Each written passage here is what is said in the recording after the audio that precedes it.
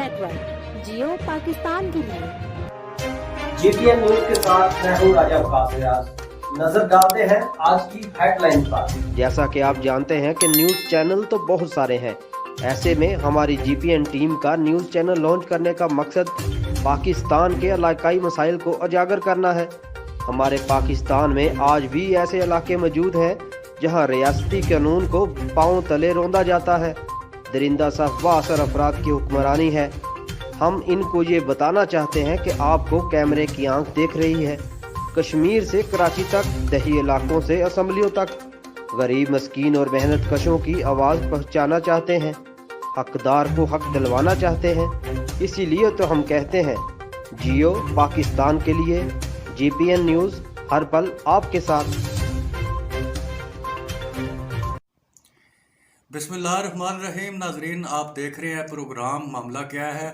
आज हमारे इस प्रोग्राम में हमारे साथ जो मेहमान शख्सियत मौजूद हैं वो किसी तारफ़ के मुताद नहीं, रैपर फाउंडेशन के वाइस चेयरमैन, सोशल वेलफेयर अदारा है रैपर फाउंडेशन जेलम का, जहाँ पे वाइस चेयरमैन है उसके, और जेलम फोरम के एग्जेक्टिव मेंबर भी हैं और कंप्लेंट सेल इंचार्ज भी हैं फॉरन के, तो उन जमील भट्टी साहब वो हमारे साथ मौजूद है। आज उनसे हम गुफ्तगू करेंगे कि बहुत कम अरसे में उन्होंने अपने इस वेलफेयर अदारे पे जो है वो काफ़ी काम जो है वो तेज़ी से किए हैं, और बहुत सारा इन्होंने जो है वो हर चीज़ के ऊपर इन्होंने फोकस किया है, चाहे वो सफाई सुथराई के हवाले से हो, चाहे वो किसी स्कूल में जो कोई बिल्डिंग हो उसमें कोई ज़रूरत हो वहाँ पे उन्होंने तमीराती काम करवाए हैं, चाहे छोटे बच्चों में वर्दियाँ वगैरह या कोई किताबें वगैरह तकसीम करने का मामला हो, या कोई सिलाई मशीनें, या कोई इस तरह के जितने भी सोशल काम है वो उनके साथ साथ इनका ये भी विज़न है कि ये गवर्नमेंट ऑफ पाकिस्तान के विज़न को आगे लेके जा रहे हैं, क्लीन एंड ग्रीन। उस सिलसिले में भी ये अपना अहम किरदार अदा कर रहे हैं। आज इनसे हम बात करने की कोशिश करते हैं और इनसे जानने की कोशिश करते हैं कि कैसे वो जो है वो इस चीज़ को फोकस कर रहे हैं और किन किन चीज़ों के ऊपर वो अपने दायरे को लेके काम कर रहे हैं। अस्सलाम वालेकुम भट्टी साहब। जी वालेकुम सलाम जी, वेलकम। पहले जी सर, पहले तो आप ये हमें बताइएगा हमारे नाजरीन को कि आपने ये इदारा चला रहे हैं, क्या विजन है आपका, कैसे आपने ये सोच आई है आपको ये वेलफेयर के हवाले से काम करने की, और किस हद तक आप जो है वो कामयाबी इसमें देख रहे हैं अपने इस काम के हवाले से इस इलाके में। बिस्मिल्लाहिर्रहमानिर्रहीम। सबसे पहले तो शाह जी, वेलफेयर का जो काम है, मैं पिछले 30 साल से मैनचेस्टर में मुकीम हूँ और वहीं पे ऑब्वियसली अपने बच्चों की तालीम और तरबियत और अपने कारोबार में मसरूफ़ था। वक्त कैसे गुजरता है पता ही नहीं चलता। 30 साल गुजर गए। एक दिन चौधरी मतलूब साहब, छोटा भाई भी है मेरा, बहुत अच्छा दोस्त भी है, तो मेरे पास आके बैठा और काफ़ी देर गपशप होने के बाद उन्होंने मुझे इस चीज़ के लिए इनवाइट किया कि भाई जी, मैं रैपर फाउंडेशन के नाम से एक इदारा शुरू किया है, लेकिन उसमें मुझे सपोर्ट की बड़ी ज़रूरत है। तो आप अगर इस तरफ आते हैं तो काम तो बहुत कर लिया आपने, तो आप ऐसा करें कि आप मेरे साथ मेरी सपोर्ट बने और हम मिल के अपने इलाके का, अपने गांव का, अपने महल्ले का जो कंपसरी में लोग वक्त गुजार रहे हैं, हालात गुजार रहे हैं, उसमें कुछ बेहतरी आए, तो कुछ काम करते हैं इसका। तो मैंने हामी भर ली। मैंने कहा जो साहब बिल्कुल, क्यों नहीं, हम भी इंशाल्लाह उसी गांव उसी महल्ले के रहने वाले हैं और यहीं से गलियों में खेल के, इन्हीं गलियों में खेल कूद के बड़े हुए हैं, तो इंशाल्लाह क्यों नहीं, हम ज़रूर करते हैं काम। तो फिर टू बी वेरी ऑनेस्ट, जो साहब के वो देना और ये देना हमने पीछे मुड़ के नहीं फिर देखा।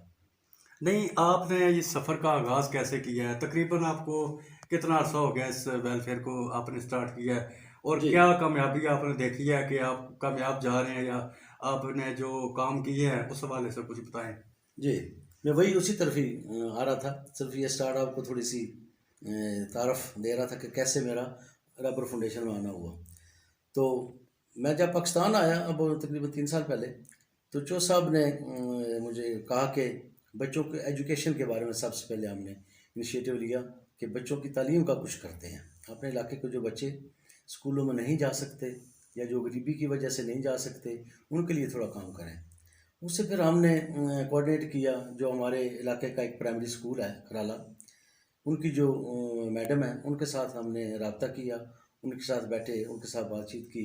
तो हमें पता चला कि वहाँ स्कूल की जो हालत है बड़ी नगुफ्ता बेद थी बच्चों की, स्पेशली यूनिफॉर्म के हवाले से, किताबें कापियों के हवाले से। जो किताबें हैं वो तो गवर्नमेंट फ्री में देती है, लेकिन जो कापियाँ हैं वो साल में तकरीबन 2 दफ़ा उनको बच्चों को लेनी पड़ती हैं, और 8 कापियों और रजिस्टर उनके आते हैं। तकरीबन यूनिफॉर्म समेत 8 से 10 हज़ार रुपया एक बच्चे का एक सीज़न का खर्चा आता है। वाकई परेशानी कुल हालात तो थे उसमें। अच्छा, ये आप बताएंगे कि इसमें फोकस आपका जो सरकारी स्कूल है, सरकारी इदारे हैं, वही हैं, या इसमें आप प्राइवेट स्कूल्स का भी जो है वो साथ वो देख रहे हैं? क्योंकि अक्सर प्राइवेट स्कूलों में भी जो है वो बच्चे जो है वो उसमें उनको ज़रूरत होती है किताबें वगैरह की, या उनको भी किसी हेल्प की ज़रूरत होती है, या फॉर एग्जांपल किसी की बिल्डिंग जो है वो इस किस्म का कोई हुआ है आज तक? नहीं शाह जी, जो तो बच्चे, पहली बात तो ये है कि जो बच्चे प्राइवेट स्कूल में पढ़ते हैं या जो प्राइवेट लोग अपने इदारे स्कूल के जो चला रहे हैं, वो माशाल्लाह अच्छे खाते पीते घरों से भी होते हैं, और वो अच्छे खाते पीते लोग ही होते हैं जो स्कूलों को चलाते हैं और जो बच्चे वहाँ पढ़ते हैं। लेकिन अगर किसी को कोई मसला दरपेश आए और हम तक अगर उसकी अप्रोच हो तो हम उसकी हेल्प ज़रूर करते हैं, लेकिन वैसे हम स्कूलों की उस तरह खुद जाके नहीं करते। गवर्नमेंट स्कूलों में ज़्यादा गरीब बच्चे और नादार बच्चे पढ़ते हैं, तो हम उन्हीं की ही सपोर्ट जो है वो ज़्यादा करते हैं। तो कराला जब हमने ये शुरू किया ना जी, तो हमें मैडम ने कहा कि तकरीबन 50 बच्चे थे उस वक्त, जो बिल्कुल ही जिनके पास कोई यूनिफॉर्म नहीं थी, बच्चे उनके शूज़ फटे हुए थे, उनकी ट्राउज़र फटी हुई थी, उनके पास कापियाँ लेने के पैसे नहीं होते थे। तो फिर हमने उन बच्चों को उनके साइज़ के हिसाब से यूनिफॉर्म खरीदी, उनके लिए कापियाँ ली हमने। अब ये है कि हम साल में तकरीबन 2 दफ़ा उन बच्चों को कापियाँ भी देते हैं, शूज़ जर्सियों के हिसाब से 2 सीज़न के हिसाब से 2 यूनिफॉर्म भी देते हैं। और जब शायद हमने उनको बच्चों को देने के लिए, हम जब जेल फोरम की तंजीम जो है हमारी, हमने जब लोकल तंजीम के साथ वहाँ गए उनको बच्चों को यूनिफॉर्म मुहैया करने के लिए, देने के लिए, तो जो बच्चों ने हमारा इस्तकबाल करने के लिए वो बच्चे वहाँ जो इकट्ठे हुए थे, तो टू बी वेरी ऑनेस्ट उन बच्चों को देख के बड़ा दुख हुआ, बड़ा अफसोस हुआ कि उन बच्चों के पाँव में जो शूज़ थे वो फटे हुए थे, उनकी ट्राउज़र, उनकी यूनिफॉर्म की कोई हालत नहीं थी। तो हमें उनको ये चीज़ें देख के जो उनके चेहरे पे जो खुशी थी उन बच्चों के चेहरे पे, वो काबिल दीद थी। और जो टैलेंट था उन बच्चों का शाह जी, अगर वो आप देखें टू बी वेरी ऑनेस्ट, जब वो बच्चे नाते पढ़ते थे, जब वो बच्चे नज़में पढ़ते थे, जब वो बच्चे तकरीरें कर रहे थे, तो मेरा खुशी से आपको बताऊं कि दिल फूला जा रहा था कि यार इतने अच्छे बच्चे, इतने टैलेंटेड बच्चे, और इनको इन चीज़ों की परेशानी की वजह से ये कल को पता नहीं पढ़ सकें ना पढ़ सकें, तो हमने उनको दिए। फिर हमने ये रेगुलर उन बच्चों को यूनिफॉर्म वगैरह देनी शुरू की। फिर हमने ये सोचा कि यार अगर कल को कुछ अरसे बाद इन बच्चों के जो वालिदैन हैं वो तो गरीब हैं, अगर इनको स्कूलों से उठा लेंगे तो ये कौम का भी कितना नुकसान और इन बच्चों का भी कितना नुकसान होगा। ज़ाहिर है चाइल्ड लेबर, आपको पता है 100 रुपये के लिए वालिदैन जो है वो बच्चों को उठा के मजदूरियों पे बेच देते हैं। हाँ जी, तो हमने उनको इन चीज़ों से बचाने के लिए फिर हमने उन बच्चों के घरों में फूड पैकेज जो है ना माहाना देने शुरू किए। ठीक है जी, वो आज भी तकरीबन 50 से 60 बच्चे हैं जिनको हम फूड पैकेज मंथली मुहैया करते हैं, यूनिफॉर्म के और कापियों के साथ साथ। और इस वक्त टोटल अगर आप देखें तो हमारे इलाके में जो 5 से 6 स्कूल हैं गवर्नमेंट के, यूसी के अंडर, यूसी कराला के अंडर, खासा के अंडर, हम तकरीबन 200 बच्चा है जिनको हम कापियाँ और यूनिफॉर्म जो है वो देते हैं, और स्टिल उनको वो सिलसिला जो ये चल रहा है। तो साहब आपके जितने काम हैं आपने जो भी बताए हैं, इसमें आप ये थोड़ी सी रहनुमाई करेंगे कि आपको गवर्नमेंट की तरफ से भी कोई सपोर्ट हासिल है, या आप ये खुद आपका अदारा सब टोटल मैनेजमेंट कर रहे हैं? देखिए शाह साहब, गवर्नमेंट की तरफ से तो हम सपोर्ट लेते भी नहीं, ना गवर्नमेंट हमें एज ए चैरिटी सपोर्ट हमने कभी मांगी उनसे, ना वो देते हैं। हम कुछ दोस्त हैं, हमने अभी तक बाहर से भी किसी से चंदा नहीं मांगा, ये आप नोट कीजिए कि हमने कभी किसी से चंदा नहीं मांगा। हम आपस में जो इसके बानी मेंबर्स हैं, 5-6 दोस्त हैं, और कुछ हमें ओवरसीज़ में हमारे जो कुछ दोस्त हैं, जब हमको काम शुरू करते हैं तो हम उनसे रिक्वेस्ट करते हैं, तो उसमें जो थोड़ा थोड़ा कोई हिस्सा डालता है हम वही खुद ही काम करते हैं। हमने कभी किसी से चंदा भी नहीं मांगा, तो हम खुद ही ये काम करते हैं, गवर्नमेंट का इसके साथ कोई सिलसिला नहीं है। ये थोड़ी सी रहनुमाई कीजिएगा कि इसमें आपने किस किस चीज़ के ऊपर जो है वो फोकस किया हुआ है, आप ये वेलफेयर के हवाले से माशाल्लाह आप फोरम आपका फोरम और ये आप जो इदारा है जो आपका वेलफेयर रबर फाउंडेशन अच्छी कारकर्दगी दिखा रहा है और बहुत कम अरसे में एक बड़ा नाम बनाया है आप लोगों ने सोशल वेलफेयर की दुनिया में। इसमें थोड़ी सी आप ये रहनुमाई करेंगे कि आपका किन किन चीज़ों के ऊपर फोकस है और क्या तरजीह बुनियादों पर जो काम है आपने जो पहले फर्स्ट प्रायोरिटी में आप करते हैं वो किस चीज़ को समझते हैं आप, क्या काम ऐसे हैं जो आप कोशिश करते हैं कि ये पहले होनी चाहिए? शाह जी, फोकस तो अगर सच आपसे कहूँ तो एजुकेशन एजुकेशन फर्स्ट। सबसे पहले, क्योंकि हम चाहते हैं कि हमारे बच्चे पढ़ लिख के इस काबिल हो जाएं कि कल को अपने ख़ानदानों की कफालत करें। अच्छे पढ़े लिखा बच्चा होगा, कल हमारे एक पढ़ा लिखा माशरा भी चाहिए। तो सबसे पहले हमारी जो फोकस है वो एजुकेशन हमारी, ठीक है जी। उसके बाद हमारे गली मोहल्लों की सफाइयाँ, क्लीन एंड ग्रीन के हवाले से जो हम करते हैं, गलों की सफाइयाँ। हमारी बीबियाँ सुबह बेचारी अर्ली उठकर गलियों की सफाइयाँ वगैरह करती थी। आज अल्हम्दुलिल्लाह सफाई वाले आते हैं और ख़ुद ही आके उठा के तो गंद वगैरह सारा उठा के कचरा कर ले जाते हैं। बीबियों को वो कितनी सहूलत होगी और गली मोहल्ले हमारे साफ़ हो गए हैं। उसके बाद हमारी कब्रिस्तान है, उसकी हमने सफाई का बीड़ा उठाया हुआ है।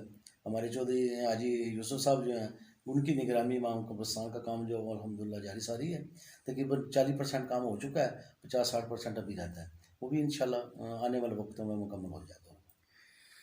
बिल्कुल नाजरीन, आप बात सुन रहे थे जमील साहब की। यहाँ पे इन्होंने जो है वो वाज़ेह अल्फाज में कुछ बताया है कि सोशल वेलफेयर के हवाले से हम क्या क्या किन किन चीज़ों पे काम कर रहे हैं।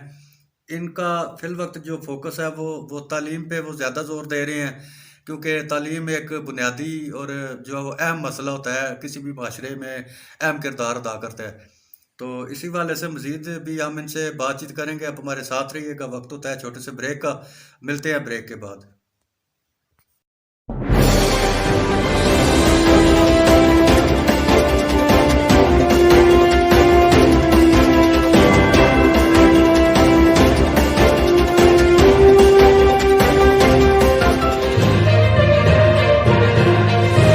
GPN न्यूज नेटवर्क, जियो पाकिस्तान के लिए।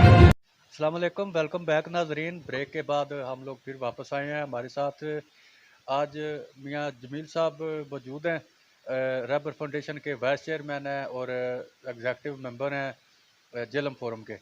तो इनसे हम बात कर रहे थे, बातचीत का सिलसिला हम वहीं से शुरू करते हैं। सोशल वेलफेयर के अदारा जो है वो उसके साथ मुंसलिक है और अपने जिम्मेदारियाँ सर अंजाम दे रहे हैं। आप जमील साहब ये थोड़ी सी एक रहनुमाई कीजिएगा कि अभी मौजूदा दौर जो है वो कोरोना वायरस एक अहम इशू है। मुल्की लेवल से लेके बैन अवी सतह तक इसका वो जो है ना फैलाव हो चुका है इसका इस वक्त, ठीक है। हमारा मतलब है डिस्ट्रिक्ट भी इसमें डिस्टर्ब है काफ़ी। आपकी सोशल वेलफेयर के हवाले से जो आप जिम्मेदारियाँ सर अंजाम दे रहे हैं, इसमें आप कोरोना से मुतासरा को भी जो है वो देख रहे हैं, साथ उनको भी आप कोशिश कर रहे हैं इसमें शामिल करने की हेल्प के मतलब है मुनासबत से कि उनकी भी कोई हेल्प हो सके। जी शाह जी, जब ये कोविड शुरू हुआ ना जी, बैक अगर आप पीछे जाए ना फरवरी मार्च में, जब ये कोरोना शुरू हुआ तो आहिस्ता आहिस्ता ये फैलता गया। वो इस कोरोना ने सारी दुनिया को अपनी लपेट में लिया। तो फिर हमने सोचा कि बाहर के, जब इंग्लैंड में थे हम लोग, तो वहाँ की मईशत भी डे बाय डे मुतासर हो रही थी, लोग भी मुतासर हो रहे थे। फिर हमने सोचा कि अगर एक इतना तरक्की याफ्ता ममालिक हैं, इतने अमीर मुल्क हैं, अगर यहाँ के लोग इतनी स्ट्रगल कर रहे हैं तो हमारा मुल्क तो बड़ा गरीब मुल्क है। तो वहाँ भी देखें अगर कोई मसाइल को सिलसिले हैं जहाँ हम सपोर्ट कर सकें, हेल्प कर सकें। तो फिर हमने शायद जी उस वक्त एज ए रबर फाउंडेशन तकरीबन 200 ख़ानदानों को हमने राशन यहाँ बांटा, अपने गांव में, अपने गली मोहल्ले में, अपने इलाके के। क्योंकि यहाँ सबसे मज़ा ये था कि हम लोगों को जानते थे, वो हमें पता था कौन किसको क्या प्रॉब्लम है, किसको क्या प्रॉब्लम है। बिल्कुल, इसमें एक तो ये मसला होता है ना कि एक सदपोश तबका होता है जो कि घरों तक ही महदूद रहते हैं, वो किसी से बात भी नहीं करते। असल मामला ये होता है कि चाहे गवर्नमेंट कर रही हो, चाहे आप जैसा कोई अच्छा अदारा जो काम कर रहा है, ये कैसे फोकस करते हैं आप, आपको कैसे पता चलता है? देखिए ऐसा जी, हम तो वहाँ दियारे गैर में बैठे हुए थे, हमें तो ये ज़्यादा पता नहीं था, ठीक है ना। तो यहाँ पे जो हमारे लोकल दोस्त हैं, जो लोकल एक कमेटी बनाई हुई है हमने, जिसके यहाँ सरबराह हमारे हाजी यूसुफ साहब हैं, नंबरदार भी हैं हमारे इलाके के। और दोस्त हैं हमारे फैसल या साहब। तो ये जो लोग हैं जी, इनको तो यहाँ का पता है कि यहाँ कौन सफ़ेदपोश है, किसको क्या ज़रूरत है, किसकी क्या ज़रूरत है। तो फिर इन्हीं की कोऑर्डिनेशन से हमें जब पता चला, इन्होंने ही लिस्ट बनाई कि कितने लोग जो हैं ये मुतासर हैं, कितने लोगों को हमें फूड पैकेज देने चाहिए। तो इनके मुताबिक फिर तकरीबन हमने 200 लोगों को वो जो है फूड पार्सल वो मुहैया किए थे। और अच्छे खासे पैकेज थे, तकरीबन शायद जी 1 महीने के लिए थे। 5 से 6 हज़ार का वो हमारा फूड पैकेज था। तो ये एज ए रबर फाउंडेशन 200 ख़ानदान थे। लेकिन एज ए जेलम फोरम हमने जेलम में तकरीबन आप कह सकते हैं 1000 से 15 ख़ानदानों को हमने ये फूड पैकेज दिए थे। तकरीबन 10 से 15 लाख रुपए का वहाँ पे हमने स्पेंड किए थे। हमारी जो मुख्तलिफ तंजीमें हैं वहाँ मैनचेस्टर से लेके लंदन, बर्मिंघम, ये हमारी तंजीमें थी, सब ने उस वक्त इश्तराक किया और तकरीबन 15 लाख रुपए के अखराजात उस कोविड-19 में हमने लोगों की जो है सपोर्ट और हेल्प की थी। इससे पहले जो दौर कोरोना जी पिछला हुआ था जी। अच्छा, ये ठीक हो गया। ये भी इसके अलावा आपने एक जो गवर्नमेंट की सरकारी मुहिम है ग्रीन एंड क्लीन पाकिस्तान के सिलसिले में, आपका दायरा भी इसमें एक अहम किरदार अदा कर रहा है, अहम रोल अदा कर रहा है। इसको जो इनका विजन है गवर्नमेंट का ग्रीन एंड क्लीन पाकिस्तान, इसको लेके आप भी चल रहे हैं। आप इस मुहिम के हवाले से कुछ थोड़ा सा हमारे नाजरीन को बताएंगे कि इसमें आप क्या क्या जिम्मेदारियां सर अंजाम दे रहे हैं? जैसे वो दरख्त लगा रहे हैं या कुछ इस तरह का उनका वो सिस्टम है गवर्नमेंट का, आपने किस तरह का जो इस विजन शुरू कर रखा है? जी एज ए रबर फाउंडेशन हमने जैसे अब कहा कि हमारे यहाँ 3 गांव हैं, नई आबादी खराला, खराला और नीचे खराला, 3 गांव हैं जहाँ पे हमने सफाई के लिए लोगों को हायर किया हुआ है। वो डेली बेसिस पे गलियों की, मोहल्लों की सफाई करते हैं। उसके अलावा हमारा जो कब्रिस्तान है, जब मैं पिछली बार आया तो यहाँ पे बड़ी खस्ता हालत थी कब्रिस्तान की। तो मैं चौधरी मतलूब साहब और हाजी यूसुफ साहब, फैसल या साहब, हमने बैठ के ये फ़ैसला किया कि क्यों ना कब्रिस्तान को हम अडॉप्ट करें और कब्रिस्तान की सफाई का काम जो है ये इसको कराएं। क्योंकि वहाँ बहुत गंदगी थी, झाड़ियाँ 1-1 मीटर की फैली हुई थी। तो अपने प्यारों की कब्रों पर पहुँचने के लोगों को बड़े मसाइल थे। तो फिर हमने ये सिलसिला शुरू किया है अल्हम्दुलिल्लाह। जैसे पहले आपको बताया कि 30 से 40% हमने कब्रिस्तान का काम बड़े अच्छे तरीके से किया। ठीक है जी। उसमें 1-2 और दोस्त हुए, उन्होंने बीच में थोड़ा सा हमारी सपोर्ट की है, हम उनके भी खराज तहसीन पेश करते हैं उनको। लेकिन हम इंशाल्लाह अभी दोबारा जो सेकंड वेव हमारी शुरू होगी ना जी, अभी गाँव के कब्रिस्तान की, इंशाल्लाह उसमें हाजी साहब बड़े एक्टिव हैं और अनकरीब उस काम को हम शुरू कर रहे हैं और इंशाल्लाह अभी ये पाया तकमील तक ये पहुँच जाएगा। इसके अलावा क्लीन एंड ग्रीन पाकिस्तान की जो मुहिम है, इसमें आपकी जो क्लीन एंड ग्रीन मुहिम है, इसमें इसके अलावा कौन कौन से प्रोजेक्ट शामिल है? As a jelly form, as a Jhelum form या rubber foundation, as a Jhelum form आप किन किन प्रोजेक्ट्स के ऊपर काम कर रहे हैं? अब देखिए ना जी, क्लीन एंड ग्रीन का जो हमने अभी जो इस वक्त हमारा बड़ा अच्छा जेलम के लोगों को भी उसकी बड़ी ज़रूरत है। शायद आपको पता है कि हमारे यहाँ एक ही अल्ताफ पार्क है जेलम में, वो पिछले 7 साल से बंद पड़ा हुआ है। अब हमने as a Jhelum forum, DCO साहब ने उसका विज़िट किया और उसको वो बहाल करना चाह रहे थे, रिहैबिलिटेशन करना चाह रहे थे उसकी। तो हमने खुद जाकर डीसीओ साहब से ये गुजारिश की कि अगर आप चाहें तो हम इसमें आपकी पूरी मदद कर सकते हैं। क्योंकि हमारा भी ये एम है, गवर्नमेंट का भी है कि क्लीन एंड ग्रीन और अच्छे पार्क लोगों को मुहैया किए जाएं, जहाँ पे तफरी का सामान हो, जहाँ पे बच्चे घूम फिर सकें। उनको एक आज़ाद माहौल मिलना चाहिए, जहाँ की आज़ाद अच्छी फ़ज़ा हो। दरिया हमारे साथ है, अल्ताफ़ पार्क के साथ है। तो हमने डीसीओ साहब से फिर रिक्वेस्ट की और उन्होंने कहा कि हाँ बिस्मिल्लाह आप आएँ और आप सपोर्ट करें और काम करें। तो अब हम इंशाल्लाह पिछले तकरीबन 1 महीने से इंतज़ामिया के साथ मिल के, अगर आप वहाँ जाएंगे तो आपको उस वक्त सिर्फ झाड़ियाँ ही झाड़ियाँ वहाँ नज़र आती थी। अब हमने उसको एक खूबसूरत सफाई जो हमने कराई है, अब उसमें हमने फूल बूटे जो मंगवाए हैं फूलदार, वो बड़े अच्छे तरीके से वहाँ प्लांट कर रहे हैं। तो इंतज़ामिया की उसमें पूरी हमारी सपोर्ट है। अभी 2 दिन पहले सीओ साहब के साथ हमारी वहाँ पे विज़िट थी, उन्होंने भी देखा, वो भी बड़े खुश हुए। कुछ मज़ीद सजेशन आई हैं कि ये करना है, ये करना है। वहाँ पे झूले भी इंशाल्लाह बहुत जल्दी उनको प्लांट हो जाएंगे, तकरीबन एक्टिव हो गए हैं बहुत जल्दी। उनको तफरी मकामात है उनके ऊपर अवाम का जो रुझान है वो बहुत कम हो गया था, ये जो ख़ास तौर पे हमारा जिलम अल्ताफ़ पार्क है। तो आपकी अच्छी एक काविश है, उसमें भी आपने जो है वो चले अपनी ज़िम्मेदारियाँ सर अंजाम दिया। इसके अलावा एक बुनियादी मसला है हमारे इस माशरे का सेहत के हवाले से, तो इसमें आपने कुछ सेहत के हवाले से कोई आपने इसमें कोई किरदार अदा किया है अपने इस वेलफेयर इदारे की तरफ से? देखिए शाह जी, हमने तकरीबन 2 साल पहले अपने गांव में एक आई कैंप लगवाया था। उसमें तकरीबन 750 लोग अपनी नज़र चेक कराने के लिए आए थे। आपको पता है यहाँ डॉक्टरों की फ़ीसें कितनी हैं? तकरीबन 500 से 600 रुपया खाली चेक करने का वो ले लेते हैं। तो गरीब लोग हैं, वो बेचारे आँखों से उनको दिखाई नहीं देता, लेकिन मजबूरी उनकी ये है कि उनके पास फाइनेंशियली वो अफोर्ड नहीं कर सकते, वो डॉक्टर को जाके दिखा नहीं सकते। तो फिर हमने ये कहा कि क्यों ना इसमें लोगों की मदद की जाए। तो हमने फिर आई कैंप स्टार्ट किया हुआ था।